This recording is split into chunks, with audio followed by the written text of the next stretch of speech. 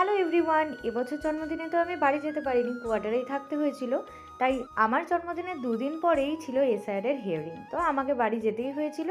আর সেখানে গিয়ে মা আমাকে কী কী খাইয়েছে চলো তোমাদের সাথে আজ শেয়ার করি। ছিল ভাত, পালং শাক, তার সাথে 3 রকমের ভাজা, আলু, বেগুন, গাজর। তো প্রথমেই আমি শাক আর ভাজা দিয়েই খাচ্ছিলাম। সেদিন আমি মাকে ডাল বানাতে বারণ করেছিলাম, কারণ মেনুতে অনেক কিছু ছিল আমার পছন্দের, আর ডাল খেয়ে আর পেট ভরাতে চাইনি। তারপরে ছিল দিদির হাতের সেই টেস্টি টেস্টি মুড়ি ঘন্ট, যেটা আমার অলওয়েজ ফেভারিট। তো মুড়ি ঘন্ট দিয়ে ভাত খাওয়ার পরেই চলে এলো মায়ের হাতে সেই স্পেশাল চিকেনের রেসিপিটা, যেটা আমি প্রত্যেকবার নিজে একা একা চিকেন রান্না করলে মিস করি।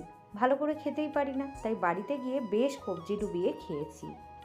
প্রথমত মায়ের হাতের রান্না, তার সাথে যদি হয় এরকম গরম গরম, তাহলে তো একদম খাওয়া দাওয়াটা জমেই যায়। আর তারপর ছিল কাঁচা টমেটোর টক, আর তার সাথে টক দই আর মিষ্টি পায়েস। সেদিন এগুলোই খাওয়া দাওয়া করেছিলাম। তোমাদের কেমন লাগলো?